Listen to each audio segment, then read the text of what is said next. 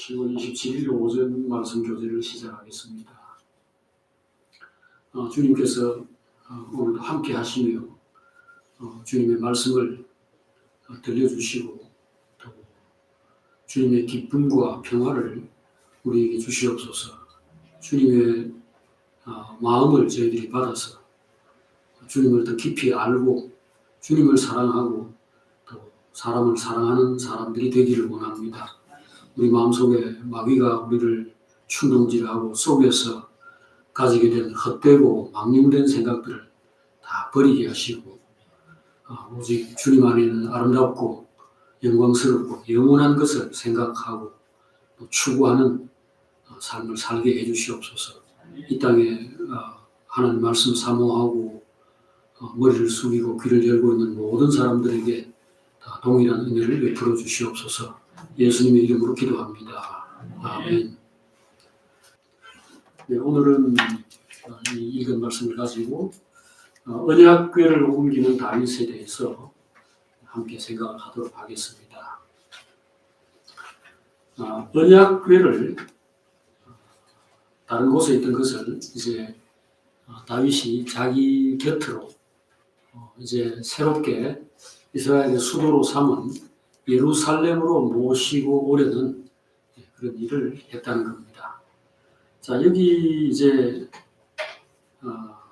배경을 보면은 다윗이 앞에 블레셋과 싸워서 이제 블레셋을 제압하고 물리친 내용이 나왔죠. 우리가 앞에 이제 사무엘하 5장에서 그 사실을 지난주에 생각을 했습니다. 그리고 이제 여부수 족속을 또 쳐서 그들이 지배하고 있던 그 예루살렘을 빼앗았죠.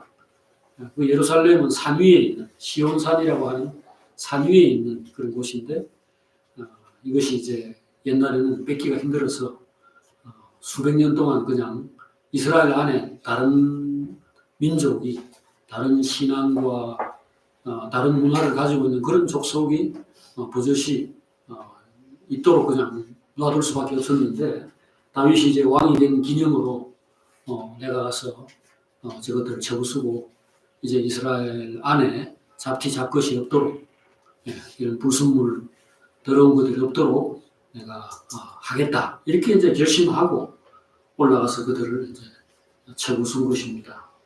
그리고는 이제 그것을 이스라엘의 수도 새롭게 이제 다윗의 유다 지파와 북쪽에 있는 다른 지파들이 이제 통일해 가지고 통합된 이스라엘의 새로운 수도로 이제 정해진 겁니다.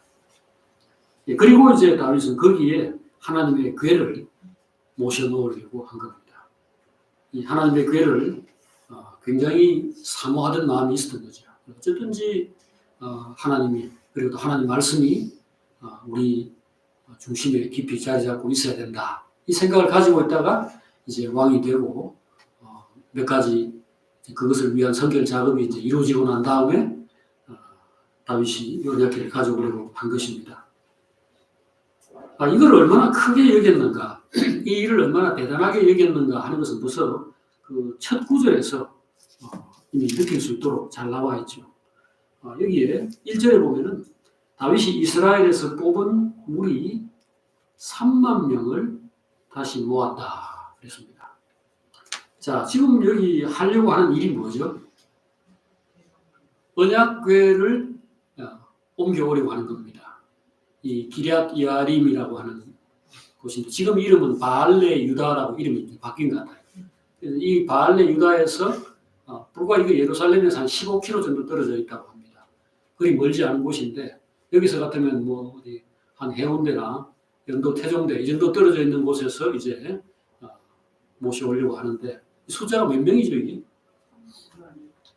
예, 이게 30명도 아니고 300명도 아니고 3만 명입니다. 이거 지금 옮기려고 하는 물건이 뭐죠? 예, 언약궤입니다. 언약궤. 궤라는 거는 뭐 말 그대로 궤짝이죠. 하나님 말씀이 들어있는 어떤 나무통입니다. 이거 옮겨오는데 무슨 사람이 이렇게 3만 명씩이나 필요하겠습니까? 언약궤는 그 옮길 때에 반드시 사람이 이 채를 어깨에 이렇게 걸쳐가지고 옮기도록 되어 있습니다. 그런데 그 나무 뭐 관이라고 생각하시면 되겠어요. 여러분들 한 관 그게 제법 한 7, 80kg 이 정도 무게가 나간다고 합니다. 굉장히 무거운데 시체까지 넣으면은 엄청나게 무겁겠죠. 그래서 그 보통 몇 명이 운반하죠? 예, 관은 최하 6명이 운반합니다. 예, 앞에 이렇게 끈 같은 걸 이렇게 이제 해놓고 앞에 두 사람, 중간에 두 사람, 뒤에 두 사람. 그렇게 해도 굉장히 무거워서 힘들어요. 그래서 뭐 어떤 경우는 8명이 운반하기도 하는데 이것은 4명이 운반하도록 정해져 있습니다. 이게 양쪽 그 채의 끄트머리 이렇게 1번, 2번, 3번, 4번 이렇게 4모퉁이에 고리가 되어 있어요. 이 고리에다가 긴 나무 막대 채를 이렇게 꿰어가지고 앞에 한 사람, 또 앞에 오른편에 한 사람, 또 뒤에도 왼편, 오른편 한 사람 이렇게 4명이 각각 어깨에 메고 같이 진행하도록 그렇게 되어 있습니다. 자, 그러면 뭐 4명에다가 호위하는데 뭐 앞뒤에서 이렇게 호위를 한다고 해도 뭐 몇십 명 정도면은 굉장히 이렇게 숫자로 볼 때는 충분하다고 할 수 있지 않습니까? 근데 이게 3만 명이라는 거죠. 도대체 뭘 하는데 이스라엘에서 그것도 그냥 아무나 이렇게 뭐 힘께나 쓴 사람 부른다 이런 게 아니고 이스라엘 12지파 가운데서 대표자들을 뽑아가지고 3만 명씩이나 데리고 왔다는 겁니다. 여기에는 아마 두 가지 이유가 있을 것 같아요. 첫 번째는 혹시 있을지 모르는 어떤 적들의 공격이나 방해 공작 같은 것을 대비하기 위해서 말하자면 군사들을 동원한 것이 아닌가 이렇게도 짐작할 수 있습니다. 왜냐하면 이건 이제 블레셋과 그 전쟁에서 싸워 이긴 직후고 또 여부수 족속 중에서도 혹시 잔당이 있을지 모르거든요. 여기 지금 여부수의 본거지 아닙니까? 그러니까 그들을 쫓아내고 뭐 죽이고 했다 하더라도 행여 어디서 나타날지 모르는 사람들을 대비하겠다. 그런 뜻에서 했을 수도 있습니다. 그게 아니라면은 또는 그것과 더불어서 이건 결국은 환영식을 이렇게 성대하게 치르겠다 하는 마음의 표현이겠죠. 그러니까 이스라엘 안에서 그야말로 무슨 국군의 날이나 뭐 어떤 큰 어떤 행사 같은데 사람들 뭐 그 광장 같은데 어마어마하게 모여 있는 것처럼 하려고 이 언약식을 언약궤를 옮기는 이것을 이렇게 거대한 국가적인 어떤 뭐 이벤트를 이렇게 펼치려고 했던 것이 아닌가 그렇게밖에는 생각할 수 없죠. 안 그러면 이 3만 명이라는 사람이 이 언약궤를 옮기는데 동원돼야 될 이유가 없지 않습니까? 자, 이 언약궤는 뭔데 이렇게까지 다윗이 크게 생각을 했는가? 그 점을 결국은 우리가 생각해 볼 수밖에 없겠죠. 이 언약궤가 다윗에게 어떤 의미를 지니고 있는 건가? 이스라엘 사람들에게 어떤 의미를 지니고 있는가? 자, 이것은 이제 사무엘하 기자가 여기에 지금 2절에서 아주 간단하게 한 절로 설명을 하고 있습니다. 자, 여기 뭐라고 하고 있습니까? 자, 여기 6장 2절에 보면은 그 궤는 그룹들 사이에 좌정하신 만군의 여호와의 이름으로 불리는 것이다. 이렇게 간략하게 한 절로 설명을 했습니다. 자, 여기 나온 설명대로라면 하나님의 궤다 이겁니다. 자, 이것은 하나님의 이름을 붙이고 있는 그 통이다 이런 겁니다. 그게 단순한 물건이 아니죠. 이것은 하나님을 대표하고 하나님을 상징하는 물건이다 이것입니다. 근데 그 하나님은 여기 뭐라고 소개가 됐냐면은 그룹들 사이에 앉아 계신 만군의 여호와다. 만군이라는 것은 이제 여기 뭐 3만 명을 동원해야 될 정도의 그 숫자를 연상시키죠. 만 명의 두 사람 만군 아닙니까? 우리 한자로 치면 그렇습니다. 근데 이건 원문은 만 명이라는 말은 없고요. 그냥 뭐 모든 어떤 그 천사들 이런 것을 가리키는 것인데 뭇 천사들 하늘에서 하나님을 보조하는 그 존재가 천사인데 그 모든 천사들로부터 찬송과 영광을 받으시는 그런 주인 하나님 그런 걸 얘기하고 있습니다. 그러니까 이게 이제 지금 여기서는 땅인데 여기는 땅이거든요. 이 땅에서도 똑같은 대접을 받아야죠. 하나님은 땅에서도 만군의 여호와처럼 천군 천사들의 경배를 받으시는 그 하나님의 대접을 똑같이 받아야죠. 그럼 어떻게 해야 됩니까? 땅에서 하나님을 경배하고 찬송하는 존재가 누구죠? 사람이죠, 사람. 그러니까 수많은 사람들이 하나님을 항상 생각하고 사랑하고 친밀하게 하고 노래하고 그렇게 해야 된다는 것이 지금 여기에 하나님의 궤를 옮겨오면서 다윗이 생각하고 이스라엘 사람들이 생각한 기본적인 생각 바탕입니다. 이게 항상 기념돼야 되고 항상 가까이 친밀하게 해야 되고 항상 찬송해야 되는 존재다. 그런 대상이다. 그거죠. 자, 하나님은 하여튼 뭐 찬송과 경배를 받으신다는 것은 우리가 다 아는 것인데 어떻게 문제는 하나님 보이지 않는데 어떤 방식으로 하나님을 가까이 하고 하나님을 친밀하게 하고 하나님을 찬송하느냐 이거죠. 그러니까 그게 지금 여기가 아주 실제적인 문제입니다. 다윗은 언제나 하나님과 함께 했죠. 그러니까 하나님께 기도하고 블레셋과 싸우고 하나님과 기도하면서 또 사울을 피해서 돌아다니면서 그렇게 했고 그러니까 항상 하나님과 함께 있었습니다. 하지만 이스라엘 모든 사람들이 그런 상태가 아니죠. 그래서 결국은 그들은 눈으로 볼 수 있는 어떤 하나님, 느낄 수 있는 하나님이 필요한 겁니다. 그래서 하나님이 이스라엘 사람들을 위해서 출애굽기 25장에서 이런 거 만들어라 해서 만들어 놓은 것들이 여기 있는 겁니다. 그 하나님이 사람들로 하여금 하나님을 느낄 수 있도록 가까이 할 수 있도록 만든 그 어떤 물체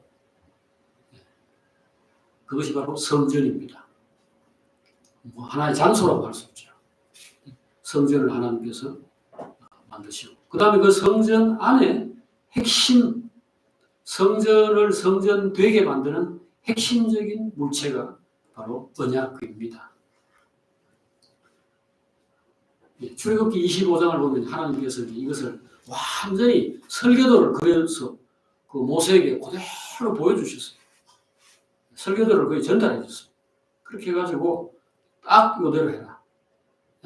치수 몇 미터 몇 센치까지 정확하게 그대로 하고 그 다음에 그 재료 요건 금으로 만들고 요거는 무슨 나무로 하고 요거는 어떻게 하고 하는 이것까지도 절대로 네 마음대로 하지 말고 반드시 여기 적어놓은 대로 만들어라 하는 내용이 출애굽기 25장에 나옵니다.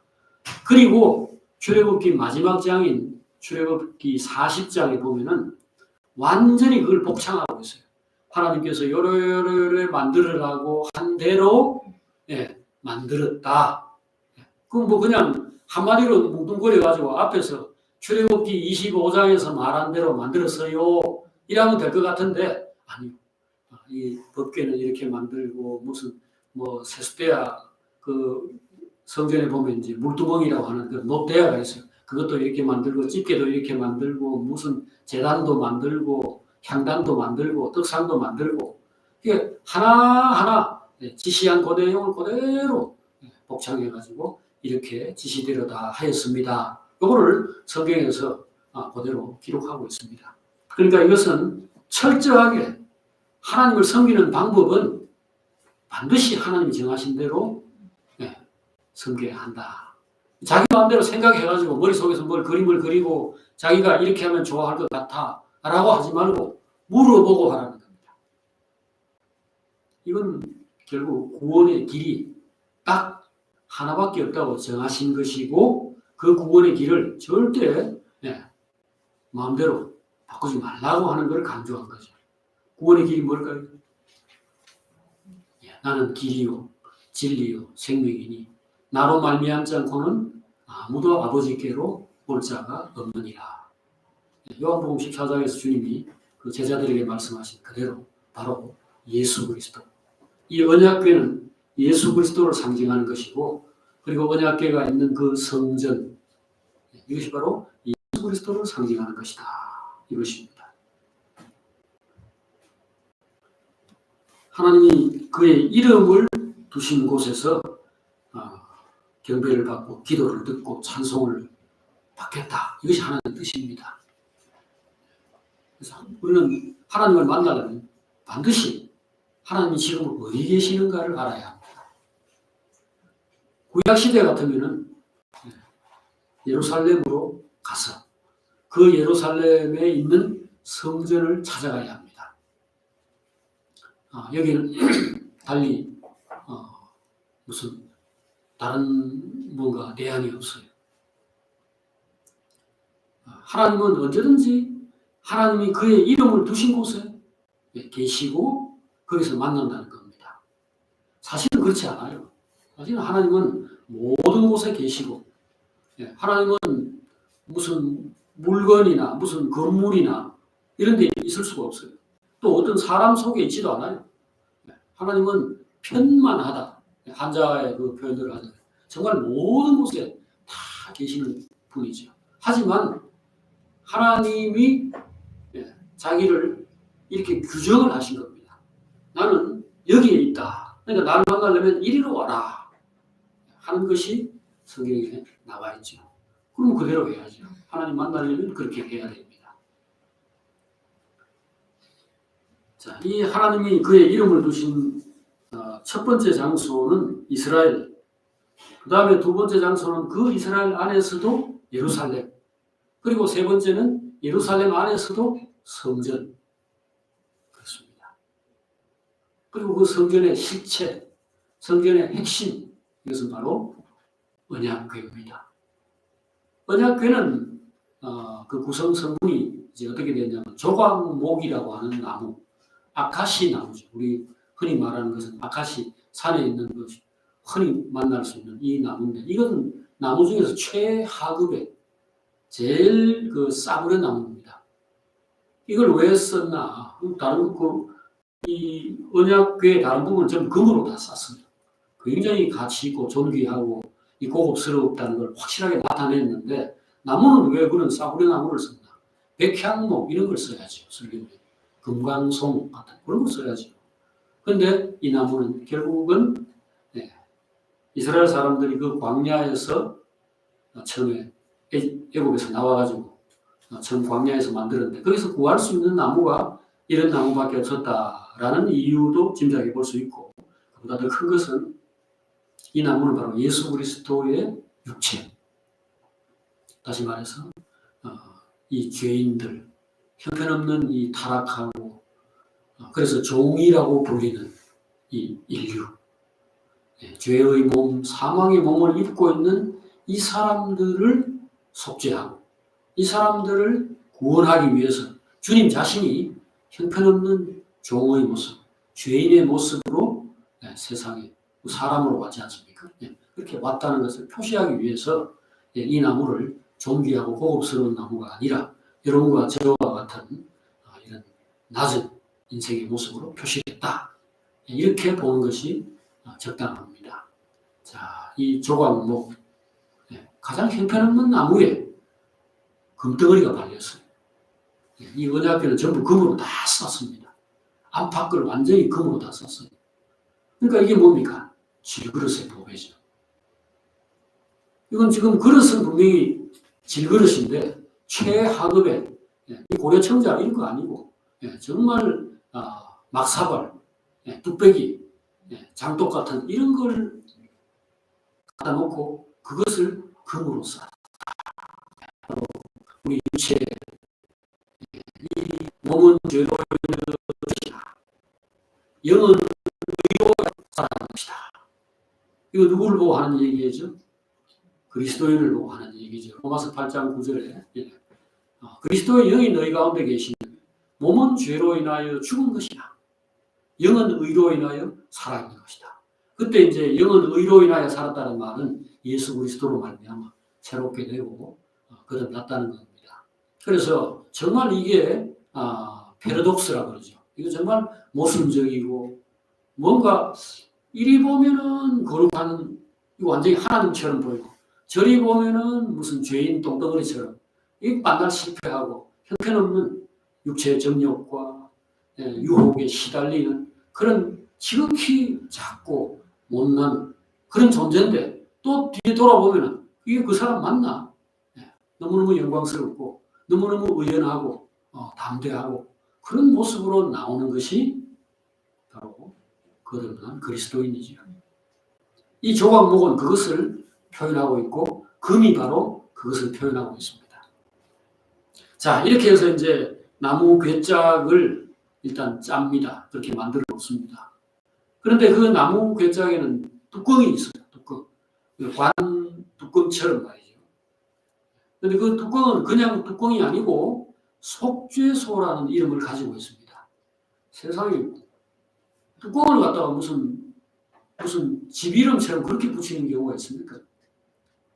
무덤 뚜껑은 그냥 뭐 돌로 얹든지 관 뚜껑은 그냥 나무로 이렇게 얹어가지고 뭐 못을 박든지 하는 것인데 이것은 뚜껑이 가장 중요하고 그 언약궤에 있어서 절반은 뚜껑입니다. 그 뚜껑을 바로 속죄소라고 또는 시은소, 시은좌라는 아주 그 엄청난 이름을 붙여놨어요. 시은이란 말은 은혜를 베푼다는 뜻입니다. 시은소, 은혜를 베푸는 곳이다. 우리 뭐 해우소, 이건 뭡니까? 용변을 보는 곳이다. 속이 시원해지는 곳이다. 근심을 푸는 곳이다. 자, 똥통 그렇게 말할 거를 그렇게 이름 붙인 것처럼 오늘 법궤 뚜껑을 법궤 덮개를 하나님께서 시은소다. 은혜 베푸는 장소다. 시은좌.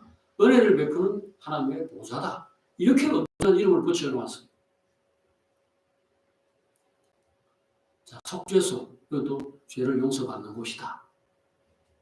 그 법궤 뚜껑이 뭐길래? 바로 법궤 밑에 있는 물건 때문에 그렇습니다. 언약궤 안에 뭐가 담겨 있는 겁니다. 뭐가 담겨 있죠? 언약궤 안에는 본래는 3가지 물건이 담겨 있었습니다. 첫 번째는 모세가 산에서 받아온 하나님 말씀, 율법을 기록한 돌판입니다. 돌판. 뭐 돌판이지만 어쨌든 성경입니다. 성경책이죠. 하나님 말씀이 거기에 담겨 있는 겁니다. 이게 가장 중요한 것이고 두 번째는 거기에 아론의 지팡이, 아론이 쓰던 그 지팡이인데 이 지팡이를 왜 담아놨냐? 그 나무 짝대기 죽은 나무 이렇게 가지나 줄기를 가지고 지팡이 만들잖아요. 여러분 살아있는 나무 그 뿌리 채로 흙 붙어있는 채로 들고 다니진 않잖아요. 그 죽은 나무인데 여기에 꽃이 피었어요. 살구나무에 지팡이에 죽은 나무에서 꽃이 피더라는 거죠. 이 역시 하나님의 능력으로 죽은 자가 살아나는 것을 표시하는 물건이죠. 그래서 그 언약궤 안에 하나님 말씀 담은 돌판을 넣어놓고 또 아론의 싹이 났던 그 지팡이를 기념품으로 넣어놨습니다. 그 다음에 이제 유명한 만나, 하늘에서 내려온 떡. 요거는 하루만 지나면 벌레가 생기고 썩어서 먹을 수 없는 그 하나님이 주신 떡을 항아리에 담아가지고 넣어놨습니다.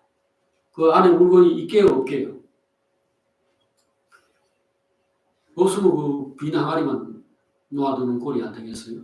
근데 정상이라면은 하루만 지나면 썩어서 허물어지거나 이렇게 돼야 될 물건인데 그 계속 그대로 있다는 얘기 아닙니까? 참 신기하죠. 생명의 떡. 이것은 먹고도 죽지 않는 것이야. 자, 주님이 요한복음 6장에서 나는 하늘에서 내려온 생명의 떡이다. 너희 조상들은 모세가 준 그 떡을, 그것도 뭐 모세가 준 것도 아니지만 하나님 주신 그 떡을 먹었지만 먹고도 죽었다. 그러나 나는 영생하는 양식이기 때문에 나를 먹는 사람은 영원히 죽지 않는다. 말씀하신 바로 그것을 나타내는 거죠. 그러니까 그 내용물은 항아리에 담겨 있는 만나인데 실은 그게 예수 그리스도의 부활 생명, 썩지 아니하고 영원히 쇠하지도 아니하고 사라지지 않는 하나님의 생명을 상징하고 있는 거죠. 이걸 그 통 안에 담아 놓았습니다. 자, 근데 그거는 보면 좋은 물건들인데 뚜껑을 왜 닫냐? 뚜껑을 왜 그걸 덮어가지고 절대로 못 보게 하냐? 바로 그 말씀 때문입니다. 그 안에 있는 돌판의 그 말씀, 이것은 바로 하나님의 의를 나타내요. 하나님의 거룩을 나타내죠. 그럼 뭐 그냥 다른 모든 가치 있는 것들을 다 갖다 붙여도 됩니다. 그것은 하나님의 사랑을 나타내고 하나님의 착하심, 하나님의 온유하심 이런 것들인데 그거 보면 좋지 않아요? 자주 봐야 되고 가까이 해야 되고 할 수만 있다면 만지고 끌어안고 고민형 끌어안고 자듯이 하나님 말씀 끌어안고 자면 좋지 않아요? 근데 왜 그걸 못 보게 하죠? 어둠이 만약에 그대로 빛에 노출되면 어떻게 됩니까? 여러분 어두운 가운데 있는데 갑자기 앞에 밝은 태양빛이든 뭐 밝은 횃불이나 이런 걸 확 비추면은 어둠은 어떻게 되죠? 사라지죠. 공존이 됩니까? 빛과 어둠이 공존이 됩니까? 사라지죠. 여러분이 얼음이라고 합시다. 근데 뜨거운 난로와 같이 있게 된다면 어떻게 됩니까? 얼음은 녹아버리죠. 여러분이 만약에 어떤 세균이나 박테리아라면 강한 햇빛을 쬐면 죽어버립니다. 하나님과 우리 사이에는 그런 담이 있는 거예요. 그런 문제가 있는 겁니다. 우리가 만약 불의한 자이고 우리가 만약 냉정한 사람이고 우리가 더러운 사람이라면 거룩하신 분 앞에 서면은 그가 죽든지 내가 죽든지 둘 중에 하나가 죽어야 됩니다. 내가 계속 욕을 하고 싶다. 나는 막 입만 열면은 막 누구를 비난하고 막 쌍욕을 하면서 나의 분노를 이렇게 표출하지 않을 수 없다. 근데 앞에 왕이 있다. 그 다음에 앞에 내가 정말로 꿈에도 사모하는 어떤 아름다운 여인이 있는데 이 여자는 욕 한마디 들으면 그 자리에서 기절하는 사람이다. 그럼 우리 둘이 어떻게 해야 돼? 네? 어떻게 해야 돼요, 이거? 여자가 떠나든지, 아니면 내가 죽든지, 내가 그 말을 안 하든지, 둘 중에 하나밖에 없잖아요. 하나님과 사람은 마주하면 안 됩니다, 여러분. 하나님 좋은 분이 아닙니다. 내하고 마주하면 내가 죽어요. 누구든지 나를 따라오려거든 날마다 자기 십자가를 지고 자기를 부인하고 따라와야 된다. 주님이 그렇게 얘기했잖아요. 그게 좋은 말인 줄 아세요? 지금 우리나라에 지금 오늘 일요일이니까 교회에서 앉아서 하나님 말씀 듣고 하는 사람들 숫자가 굉장하겠죠. 근데 그 많은 사람들이 예수님이 광야에서 오병이어의 그 떡을 이렇게 기적으로 베풀어 주시고 병을 고쳐주시고 하는 거 말고 나를 먹으라. 나는 생명의 떡이고 내 피는 참된 음료다. 내 살은 참된 양식이고 내 피는 참된 음료로다. 이렇게 하면서 내 속에 있는 정신, 내 속에 있는 생각, 내 속에 있는 삶, 나의 거룩한 생각, 나의 소원을 여러분들 그러면 여러분 안에 그러면 어떤 생명의 세계를 누리는 겁니다. 그러니까 꼭 여러분들 나처럼 내 십자가 지는 것처럼 여러분도 십자가 지시고 날 따라오십시오. 이렇게 했을 때에 지금 우리나라 만약에 1,000만 명이 오늘 교회를 다닌다고 합시다. 기독교 인구가 한 1,000만 명 된다고 그래요. 근데 그 교회 다닌 사람이 뭐 한 100만 명이나 500만 명이 된다고 할 때 이분들이 십자가를 지고 주님을 따르겠다고 할 사람이 얼마나 있겠는가를 한번 생각해 보세요. 지금 이거는 아직 테스트를 해보지 않았으니까 지금은 모릅니다. 그러나 예수님 때는 이미 그 실험이 이루어졌어요. 광야에서 예수님께서 썩는 양식을 추구하지 말고 영생하는 양식 이거 꼭 추구하라. 그걸 챙기세요. 그렇게 했을 때에 예수님의 제자라고 하던 사람들도 모조리 다 떠났습니다. 그리고 12명에게 너희도 떠나려느냐. 요한복음 6장 65절입니다. 거기서 그렇게 얘기하니까 베드로가 영생의 말씀이 여기 계시온데 우리가 뉘게로 가오리이까 이렇게 대답하면서 남았는데 그중에 그 말을 들었을 때 예수님의 대답이 그런 너희들은 내가 택한 사람들이다. 그러나 너희 중에 하나는 마귀라고 했습니다. 그 12명도 안 되는 거죠, 사실은. 그러니까 이게 얼마나 어려운 일인가 하는 것을 보여줍니다. 그래서 뚜껑을 덮어야 됩니다. 이 말은 영원히 보지 마라. 영원히 만지지 마라. 영원히 내하고 접촉하면 안 된다가 아니고 일단은 살아야 되니까. 제가 항상 그 고난당하는 형제들에게 하는 참 그 위로도 아닌 어쩔 줄 아는 말하는 저도 참 미안한 그런 말이 있어요. 뭐냐면 당신 지금 이 어려움 겪는 것은 남편 때문이고 뭐 또는 부인 때문이거나 부모나 자식 아니면 뭐 가까이 있는 이웃 때문인데 당신이 편안해지고 당신이 참 안식과 평화를 누리려면 옆에 있는 그 사람이 죽어야 된다. 그 사람이 없어지거나 해야 된다. 근데 없어질 수 있냐. 속썩이는 자식이 지금 문제다. 그럼 그 자식이 죽어야 돼요. 아니면 뭡니까? 바뀌어야 되죠. 지구를 떠나거나 이거 아니면은 바뀌어야 됩니다. 근데 바뀌는 거 어떻게 바뀝니까? 그 하나님께 기도만 하면 그 자리에서 5분 안에 바뀔 수 있다면 기도하기 전에 벌써 바꿔놨을 겁니다. 그러나 하나님이 만드신 아담과 하와가 하나님 보시는 앞에서 눈앞에서 타락을 하는 통곡인데 그거를 위해서 하나님이 이걸 구원하려고 정말 1000년, 2000년, 3000년의 세월을 기다리면서 예수 그리스도를 준비하시고 보내시고 이걸 통해서 바울을 통해서 어디를 또 전도를 하고 그게 한국까지 오고 이래 하는데 지금 모세를 통해서 이스라엘을 세우시고 율법을 주신 그때로부터 벌써 지금 3500년이 지났습니다. 이렇게 어려운 일인데 그거를 하나님이 어떻게 우리 기도한다 해서 5분 안에 바꿀 수가 있겠느냐. 그럼 바꾸지 말지. 그러면은 내 남편 죽고 내 아내 죽고 내 부모 죽고 내 자식 죽고 내 옆에 나한테 힘들게 만들고 하는 이 사람들 다 죽어야 됩니다. 결국은 누가 죽어야 됩니까? 내가 죽어야 된다. 내가 그 사람 중에 하나인데 내 부모한테 속썩이지. 내가 뭐 아내한테 힘들게 만들지. 뚜껑을 덮어야 돼요. 언약궤의 이 뚜껑은 정말로 이게 은혜의 장소입니다. 그럼 하나님과 접촉하지 못하게 하는 게 무슨 뭐 대수냐? 아니죠. 그 중간에서 작업하는 누가 있어서 그 뚜껑을 지금 의미 있다고 하는 겁니다. 그 법궤의 뚜껑이 바로 예수 그리스도입니다. 예수 그리스도가 우리를 대신해서 죽기 때문에 그리고 우리를 대신해서 살아나서 우리가 그 그리스도를 바라보고 있을 때 내가 바로 새 사람이 될 수 있기 때문에 그 법궤의 뚜껑을 하나님 말씀과 나 사이의 중보자라고 중개자라고 완충지대라고 그렇게 이름을 붙인 겁니다. 그러니까 법궤의 뚜껑을 시연소라고 한다니까요.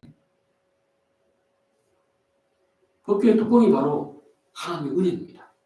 그 예수 그리스도가 나와 하나님 사이에 이 경착륙이라 그러죠. 그냥 비행기가 땅바닥에 그대로 꽉 떨어지는 거. 연착륙은 뭡니까? 우리 보통 비행기 스무스하게 착륙해서 아무도 다치지 않게 하는 것이 연착륙이죠. 연착륙시키는 하나님의 방법이 법궤의 뚜껑입니다. 그 뚜껑은 못 보게 하는 것이 아니고 하나님께 나아가는 길을 막는 것이 아니고 그 하나님께로 스무스하게 가도록 그분이 하나님과 나 사이에 이 죄와 심판, 정죄 이런 것들을 대신 담당해가지고 내 대신 죽고 그리고 그 하나님 말씀이 나에게 그냥 막바로 오면은 내가 아까 그 빛으로 이 어둠이 바로 그냥 빛으로 쏘이면은 그냥 죽는 건데 그러지 않고 주님 오래 참으시면서 베드로를 참으시고 빌립을 참으시고 도마를 참으시고 한 것처럼 우리 곁에 계시면서 기다리고 감동시키고 설득하고 또 중간에서 기도하죠. 주님은 우리의 중보자로서 하나님 저 이상분이 저 인간 될 때까지 좀 참아주십시오. 또 속은 이러이러한데 표현이 그저 이렇게 좀 엉성하게 나온 것, 뭐 이런 것들은 주님께서 그걸 또 뭐 통역하는 것처럼 해가지고 또 하나님께 이렇게 말씀을 드리고 하는 이런 것들이 중보자 역할이죠. 그래서 언약 교회가 하나님을 대표하는 것이고 그 안에 있는 말씀판이 하나님을 나타내는 하나님의 영광과 하나님의 권위와 하나님의 진리를 나타내는 것이라면 그 위에 뚜껑이 바로 그런 거룩하신 하나님을 이스라엘 한복판에 버젓이 설 수 있도록 만들어주는 역할을 하는 거죠. 원자력 발전소 같은 거 이런 거 여러분들 굉장히 무서운 겁니다. 그 안에 방사능 이것은 만약에 노출돼가 쬐다 하면 여러분과 제가 바로 그 일본의 히로시마 뭐 이런 데 떨어진 그 핵폭탄처럼 다 죽이는 겁니다. 근데 그거를 잘 관리해가지고 그 절대로 깨지지 않는 이런 어떤 무슨 통 같은 데 넣어가지고 그 사이에 물이 흐르게 하고 이렇게 해서 그것을 이제 그냥 전기로 열로 변화시켜가지고 그 수전기 가지고 이제 말하자면 발전기를 돌리는 것 그것이 이제 원자력 발전소죠. 그게 결국은 뭐 이제 수력 발전이나 화력 발전처럼 결국 그 위험한 물건을 뭐 우리가 폭포 이거 그런 막거나 아니면 그냥 그 석탄 막 떼고 이런 걸 그대로 접하면 우리가 하죠. 그런데 그것을 편리하게 쓸 수 있는 전기로 바꿔서 각 가정에서 뭐 껐다가 켰다가 할 수 있고 필요할 때마다 쓸 수 있도록 하는 이 과정이 그 이제 에너지의 변환 과정이잖아요. 하나님의 모든 것들은 반드시 은혜의 통로이신 예수 그리스도를 통해서 사람에게 공급되어야만 사람이 하나님을 만날 수 있다. 하나님께 나갈 수 있다는 겁니다. 그러니까 나로 말미암지 않고는 아무도 아버지께로 올 자가 없느니라. 내가 바로 길이요 진리요 생명이다. 그래서 영생이라는 거 우리가 예수 믿는 목적이 그건데요. 영원히 살고 행복하게 살고자 하는 건데 영생은 요한복음 17장 3절에 말씀에 나와 있죠. 한번 펴보시죠. 자, 요한복음 17장 3절입니다.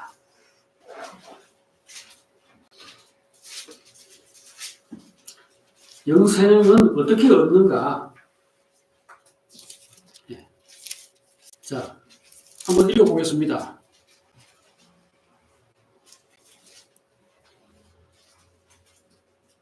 자, 다 같이 영생은 곧 유일하신 참 하나님과 그가 보내신 자 예수 그리스도를 아는 것이니이다. 영생은 하나님을 아는 것이다. 사실 이걸로 충분할 것 같은데 왜냐하면 하나님이 우리를 살리고 우리를 잘 되게 하고 우리에게 생명을 주시니까 당연히 그렇죠. 그런데 여기 하나가 더 붙었죠. 영생은 하나님을 아는 것으로 설명이 되지 않고 그가 보내신 자 예수 그리스도를 아는 것이다. 그가 길이요 진리요 생명이니까 그렇죠. 우리는 어떤 것들을 직접 접할 수 없기 때문에 그 중간에 어떤 변화, 그 어떤 처리 과정을 거쳐서 무언가를 쓰고 있습니다. 그래서 언약궤는 정말로 중요한 것입니다. 언약궤가 있어서 이스라엘 사람들이 하나님을 만날 수 있고 또 장차 구원을 기대할 수 있는 겁니다. 자, 우리는 고난이 있는데 그 고난을 참아야 된다라는 게 이제 하나님의 뜻입니다. 고난이 해결돼야지 참기는 뭐 어떤 게 참느냐. 하나님 능력이 부족하냐. 그게 아니고 아까 말씀드렸듯이 누군가의 변화라는 것은 그 과정, 그 변화의 과정에 시간이 걸린다는 거죠. 그러니까 아까 우리가 누구 때문에 미워 죽겠습니다. 나 괴로워 죽겠습니다. 그러면 기도하면 되는데 하나님께 구하면 이루어 주시는데 기도를 우리가 할 거 아닙니까? 기도할 때 우리가 생각해야 될 한 가지, 다른 거 아닙니다. 딱 꼭 하나입니다. 바로 기다리는 겁니다. 그 변화가 이루어지도록 기다리는 겁니다. 이것이 바로 이 뚜껑입니다. 항상 그리스도의 정신이라는 것은 오래 참고 온유한 가운데, 부드러운 가운데서 하나님이 어떤 역사를 하시도록 충분히 그를 믿어드리고 그를 바라보면서 기다리는 이것을 필요로 합니다. 자, 그러므로 여기 이제 오늘 우리가 다윗이 3만 명을 모아서 이스라엘 사람들의 그 대대적인 환영 가운데서 예루살렘으로 언약궤를 옮기는 이 행위는 굉장히 참 신앙적인 그런 행위이고 하나님을 공경하는 잘한 일입니다. 한데 문제는 그 바로 19절에 보면 이 일을 할 때에 이 사람이 원칙을 지키지 않았다는 것입니다.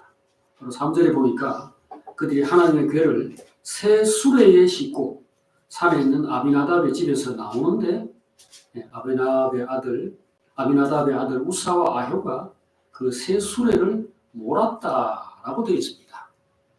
자, 이 언약궤는 앞에 엘리 제사장 때에 블레셋과의 싸움에서 이 언약궤가 승리를 좀 도와줬으면 좋겠다는 심정으로 그 이스라엘 사람들이 언약궤를 메고 가는 바람에 그 오히려 언약궤를 빼앗겼던 그 역사가 있죠. 사무엘상 4장에 보면 나옵니다. 그때 그 언약궤가 블레셋으로 들어갔는데 온 블레셋에 이제 큰 재앙을 이렇게 불러일으키고 해서 이 사람들이 이거 정말 재수 없는 물건이다. 이래가지고 수레에 실어가지고 또 뭐 여러 가지 물건들을 거기다 담아가지고 이 언약궤를 조심스럽게 이스라엘로 다시 되돌려 보낸 일이 있었죠. 그래가지고 이제 되돌려 보낸 장소가 기럇 여아림, 아까 우리 앞에서 봤던 바알레 유다에서 이 언약궤를 가져오려고 했다 했는데 그 같은 장소입니다. 기럇 여아림이 바알레 유다입니다. 그러니까 그곳에 아비나답이라는 사람의 집으로 옮겨 놓은 겁니다. 그 사이에도 뭐 상당히 그 큰 어려움이 있었어요. 거기 보면은 이 수레를 이 언약궤를 들여다보다가 그 사람이 여기 그 괄호 안에 5만 이렇게 되어 있습니다만 어쨌든 5만 70명이 죽은 그런 일도 있습니다. 사무엘상 7장 1, 2절에 보면은 베세메스 사람들이 여호와의 궤를 들여다본 까닭에 그들을 치사 뭐 5만은 빼버리고요. 70명을 죽이신지라 이런 이야기까지 있습니다. 그러니까 정말 우여곡절 끝에 이게 이거 도로 가져가라 하고 막 그 베세메스 사람들이 이 하나님 너무 무섭다. 여기 말대로 하자면 이 거룩하신 여호와 하나님 앞에 누가 능히 서리 그를 우리에게서 누구에게로 올라가시게 할까 하고 전령들을 기럇 여아림 주민에게 보내어 이르되 블레셋 사람들이 여호와의 궤를 도로 가져왔으니 너희는 내려와서 이것을 너희에게로 옮겨가라. 이래가지고 이 물건이 막 진짜 그 뜨거운 감자처럼 이리 갔다 저리 갔다 이렇게 된 전적이 있단 말이죠. 그런데 이제 기럇 여아림 사람들이 여호와의 궤를 옮겨서 산에 사는 아비나답의 집에 들여놓고 그의 아들 엘리야사를 거룩하게 구별하여 여호와의 궤를 지키게 하였더니 궤가 기럇 여아림에 들어간 날로부터 20년 동안 오래 있은지라. 이렇게 사무엘상 7장 1, 2절에 이렇게 나와 있습니다. 그러니까 이게 진짜 뜨거운 감자였다라는 것을 알 수 있습니다. 먹기는 먹어야 되겠는데 너무 뜨거워가지고 이빨이 빠질 것 같은 이런 상황이 된다면 곤란하겠죠. 하나님의 궤는 그렇게 하나님이 사람과 함께 하는 것이 얼마나 어려운 일인가를 잘 보여주고 있습니다. 언약 궤가 상징하는 것은 그냥 하나님이에요. 근데 사람이 하나님을 알고 대하고 함께 하면서 복을 누린다는 것이 정말 쉬운 일이 아니구나 하는 것을 보여줍니다. 제가 아까 그 어떤 청년이 여자, 매우 사랑스러운 그 여자를 정말 자기 사람으로 삼아서 날마다 참 깨가 쏟아지게끔 그렇게 재미있고 행복한 인생을 사는 것이 쉽다고 했습니까? 어렵다고 했습니까? 그게 얼마나 어려운 일인가를 보여주는 것과 같습니다. 근데 그 어려움은 가만히 생각해 보면요. 자세히 들여다보면 내가 내 문제는 잘 모르는데 다른 사람 그 상황들을 보면은 알 수 있잖아요.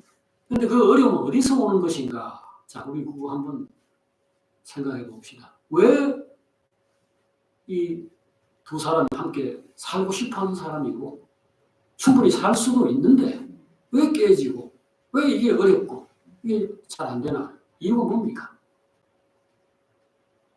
우리 왜 자꾸 싸우죠? 왜 이 같이 하기가 힘듭니까? 아까 뭔가를 맞춘다는 거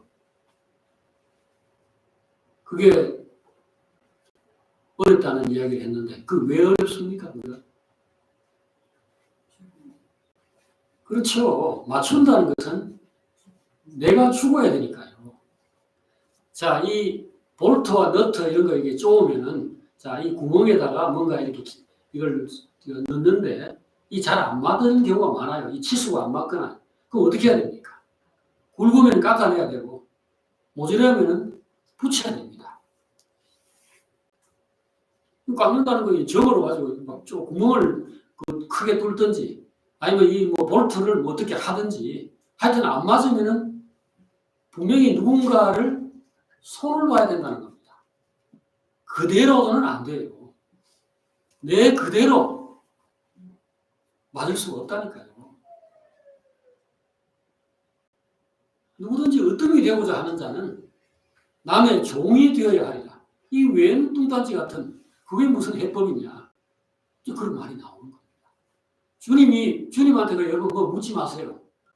물어봐야 그 이야기가 만날 죽으라는 이야기밖에 안 나옵니다. 근데 그게 진리라. 누구든지 나의 제자가 되려면 자기 부모보다 자기 처자보다 나를 더 사랑해야 된다. 내가 지금 처자 버리고 부모 버리려고 내가 당신 찾고 당신 따라온 줄 아시오? 이게 나올 판이죠. 근데 길은 그거밖에 없다.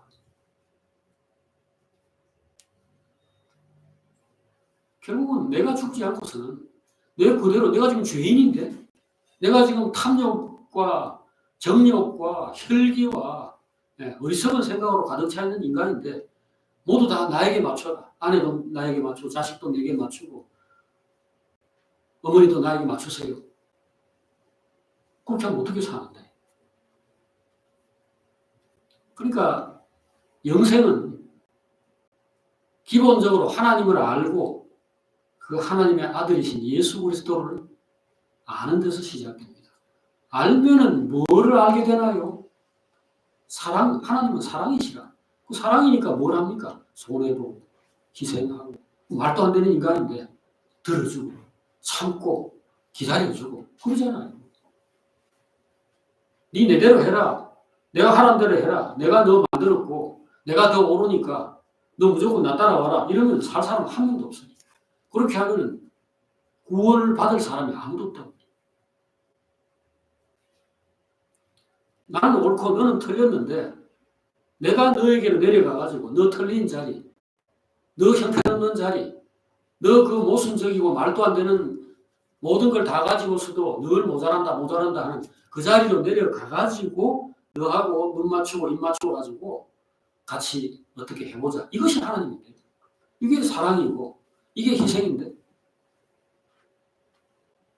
우리가 지금 예수를 다 잘못 알고 있는 거예요. 예수 믿는다는 것은 뭔가 구하면은 된다고 생각하죠. 그게 아닙니다. 지금 오늘 이스라엘 사람들이 하나님과 만약에 그대로 맞닥뜨렸다면은 다 죽었습니다. 지금 여기 베세메스 사람들 70명이 죽은 거나 오늘 또 여기 그리고 다음 시간에 우리가 보겠습니다. 우사가 죽었다는 이런 내용들은 하나님과 사람 사이에 완충이 없다면은 하나님과의 관계가 불가능하다는 것을 말해주는 겁니다. 그러니까 하나님과 우리가 만나는 게 결코 쉬운 일이 아닙니다. 남자가 여자를 만나고 여자가 남자를 만나고 또 부모가 자식을 만났다. 낳아서 이제 결국 원래 없던 사람 보는 거 아닙니까? 이거 뭐 자식이라는 게 뭐 이런가? 이거 왜 이렇게 힘드노? 이거 왜 이렇게 뜨거운 감자냐? 사람이라는 게 그렇게 쉽지 않다는 겁니다. 그래서 우리는 여기서 결국은 하나님을 잘 지켜봐야 돼. 하나님을 정말 주시하고 그리스도를 온전히 쳐다봐야 돼요.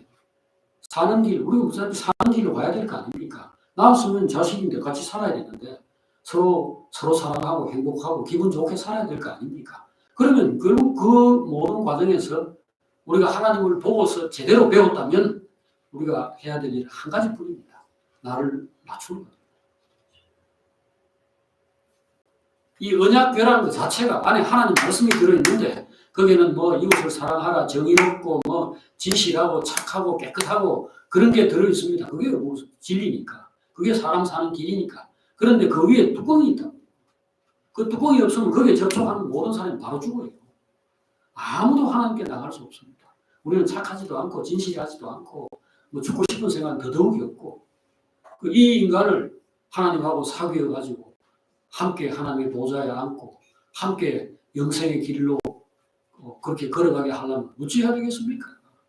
예수 그리스도를 보내가지고 사람으로 여러분과 저와 똑같은 자로 보내가지고 그가 어떻게 하나님 앞에서 순종하면서 그 진실한 길로 걸어가는지 보여주고 그리고 또 십자가에서 죽고 부활하심으로써 우리의 지난 죄와 우리의 체질을 또 바꾸시고 그러는 가운데서 천천히 그 하나님 선택하신 사람들을 천천히 낮추신 것, 천천히 변화시키는 거지. 그 사이에 상처가 왜 없겠어요? 깎는데 이 사람을 부드럽게 만들고 진실하게 만들고 강하게 만들고 하기 위해서 불 속에다 집어넣고 그 다음에 이 대장장이가 막 이 벌겋게 달군 쇠를 갖다가 막 망치로 막 두드리고 하는 것처럼 이 과정들이 당연히 동반되죠. 그런데 그렇게 해서 구원받습니다. 그렇게 해서 가정이 새롭게 되고 관계들이 좋아지고 그렇게 됩니다. 오늘 언약궤에 대해서 말하자면 이건 정말 몇 시간이라도 한없이 이야기해야 될 중요한 이런 내용인데 우리가 다음 시간이나 한두 시간 정도 더 생각을 할 수 있을 뿐인 것이 좀 아쉬워요. 이 언약궤의 정신은 정말 크고도 중요한 것이고 거기서 다루어야 될 내용이 많은데 어쨌든 오늘은 다윗이 언약궤를 가져오려고 했는데 그 일이 쉽지 않구나. 이거 하다 죽었어요. 죽어서 결국은 언약궤를 옛날에 그 베세메스 사람들이 기럇 여아림으로 가져가라 했던 것처럼 이때 다윗도 성전이 아니라 예루살렘 성으로 가져와서 자기 곁에 모셔놓으려고 했던 것을 실패합니다. 실패해가지고 우사 죽은 거 보고 화가 막 나가지고 이런 하나님 같으면 나 곁에 두고 싶지 않다. 이런 식이 돼가지고 가드 사람. 가드라는 것은 결국 그 블레셋 땅에 그 출신 사람인지 모르겠지만 오베데돔이라는 사람 집에다가 그냥 갖다 놔버린 거죠. 근데 그 집에 석 달 동안 있는 동안에 엄청나게 그 집에 모든 일이 잘 되고 복을 받으니까 다음에 다시 슬그머니 가져오는 그런 이야기로 지금 이 이야기가 전개가 됩니다. 하나님은 참 좋은 분입니다. 정말 좋아요. 하나님의 생명을 받아서 하나님의 이 복을 받아가지고 우리가 마음의 평화를 누리고 삶이 형통하고 그것 때문에 우리 예수 믿는 거고 교회 다니는 겁니다. 그래서 우리 하나님 믿어야 돼요. 하지만 반드시 길이 있습니다. 반드시 예수 그리스도를 통해서 밖에는 하나님께로 갈 수 없다. 그러면 예수 그리스도를 반드시 주목하셔야 되는 거죠. 예수 그리스도 안에 뭐가 있는가? 예수 그리스도 안에 뭐 기도하면 뚝딱 이루어지는 그런 게 있는가? 예수 그리스도는 뭐 사람의 모든 것들을 그냥 능력으로 확 바꿔주는 분인가? 그런 것이 아니고 그분 자신의 인생 자체가 말해주는 그런 뚜렷한 어떤 내용이 있다는 것을 기억하시고 잘 따라갑시다. 지금까지도 여러분들이 주님을 잘 따라왔습니다. 그래서 여기 있는 거고 앞으로도 주님을 따라가면은 반드시 주님의 생명의 세계, 영생의 세계에 이르게 됩니다. 자, 기도합시다. 하나님 아버지, 오늘 언약궤를 이스라엘 안으로 가져오는 다윗의 그 역사를 함께 생각했습니다. 하나님 좋고 언약궤도 좋고 그래서 늘 가까이 하고 싶은데 또 많은 면에서 다윗은 하나님을 깊이 생각하고 신중하게 하나님 그것을 했는데 결국 이 율법을 잘 모르고 그동안 이 언약궤를 어떻게 다뤄야 되는지에 대해서 제대로 알지 못한 가운데서 이걸 결국 사람이 매야 되는 것을 술에 싣고 오다가 이런 사달이 난 것을 우리가 생각했습니다. 하나님을 더 깊이 알기를 원합니다. 하나님 사랑하고 하나님의 모든 것들을 온전히 누리기를 원합니다. 하나님의 세계 안으로 깊이 들어가기를 원합니다. 하나님 그런 거로 저희들에게 성령을 통하여서 하나님을 온전히 알고 제대로 접근할 수 있도록 항상 우리를 이끌어 주시옵소서. 예수님의 이름으로 기도합니다. 아멘.